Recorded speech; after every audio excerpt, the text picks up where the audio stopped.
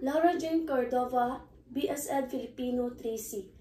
Ang pamagat ng aking talumpati ay, buhayang nagbabaluktot ang mga politikong walang prinsipyo. Ang bansang Pilipinas ay isang demokratikong bansa na kung saan sa mga mamamayan ang kapangyarihang magluklok ng mga susunod na mamahala sa bansang ito at ang mga namumuno naman sa Kongreso ang namamahala sa paggawa at pagpapatupad ng batas. Ang aking sanaysay ay patungkol sa salitang politiko na kung saan ang sangay na ito ang siyang namumuno at nakaupo sa tuktok ng parisukat ng lipunan. At ito ay isang pagninilay na kalagayan ng politika sa Pilipinas. Isang sistema na tila bang naging larangan ng mga buhayang nagbabaluktot, mga leader na inuuna ang pansariling kapakanan kaysa kapakanan ng mga mamamayan. Sa kabila ng aking karapatan bilang mamamayan, pumili na mga namumuno, tila nawawala ang tunay na diwa ng responsableng namamahala, na siyang magbubunga ng unting-unting pagbagsak ng ating ekonomiya at lipunan. Sa bawat pangungumpanya ng sari-saring bibig na tila mga bulaklak sa hardin, na may nakakainganyong amoy na tumutulak sa iyo papalapit. Parang isang napakagandang musika na kaysarap pakinggan ng bawat tengang makakarinig. Ganyan ang mga politikong Pinoy dito sa bansa natin. Maraming naiiganyong lumahok at pumasok sa sistemang ito. Hindi na para maging bukas ang palad sa sinumpaang tungkulin kundi maging katulad ng isang buhaya na kung saan nagiging gahaman sa kayamanan. Napapansin ko ngayon sa level ng ating ekonomiya, ito ay pababa na ng pababa at hindi na ito nabibigyan ng importansya ang kahalagahan ng isang namumuno sa bansa o lugar. Mapapansin natin ang bawat sumasali sa aspektong ito, hindi na binibigyan ng pansin ang kahalagahan ng edukasyon.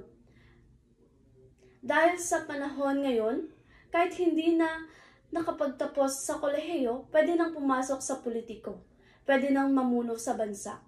Hindi ito kung ano lang ang maaaring kahantungan ng ating bansa at kinabukasan ng mga kinasasangkutan. Mahalaga ang may sapat na edukasyon sa espetong ito, sapagkat nasa kamay mo bilang namumuno ang kaligtasan at kaayusan ng bawat mamamayan. Ang bansang iyong pinagsisilbihan, isa pa, hindi naman talaga mahalaga kung mapera ka man o hindi, may kabuhayan ka man o wala. Subalit hindi naman ganong kalalim kung ganong usapin, ngunit bilang isang namumuno ay karapat-dapat ang iyong pagkatao sa tungkulin na inyong pinapasukan.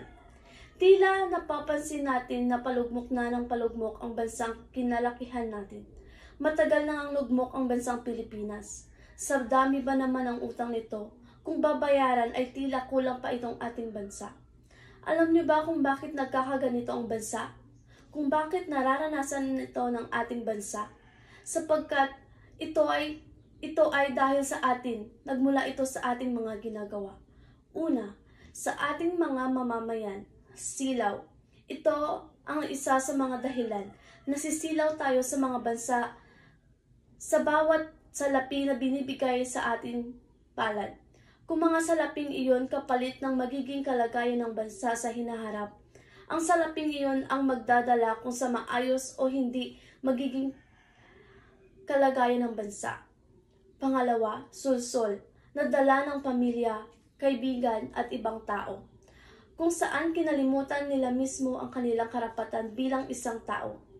Pinipili lamang nila kung ano ang kanilang gusto. Hindi na nila isinasakatuparan o naiisip ang mga resulta ng kanilang magiging desisyon.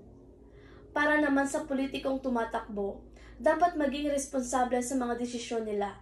Hindi isang tao ang iyong pagseserbisyuhan, kundi ang buong bansa o Pilipinas. Ang ating ekonomiya at ang malawak na lipunan na may maraming tao at pangarap na dapat ninyong pahalagahan. Kaya nga masasabing ang politiko ay isang trapo, isang basahan kung saan malinis sa una pero sa huli, nagiging madumi ito. Dapat ang ganitong kataga, sana sa susunod ay mawala na. Dapat hindi na ito Dapat hindi na ito ang magmulat sa mga mamamayan lalo na sa susunod na henerasyon. Dahil kung ito ay magpapatuloy, posibleng hindi na uunlad ang ating bansa sapagkat dadalhin na ito ng mga tao sa susunod na mga henerasyon. Magpapatuloy ang mga maruruming gawain ng mga namumuno sa ating bansa at tuluyang babagsak ang integridad ng gobyerno. Kung ang sistema ay patuloy na kinukonsente ang ganitong klase ng liderado, paano natin maaasahan ang isang mas maliwanag na kinabukasan para sa bawat Pilipino?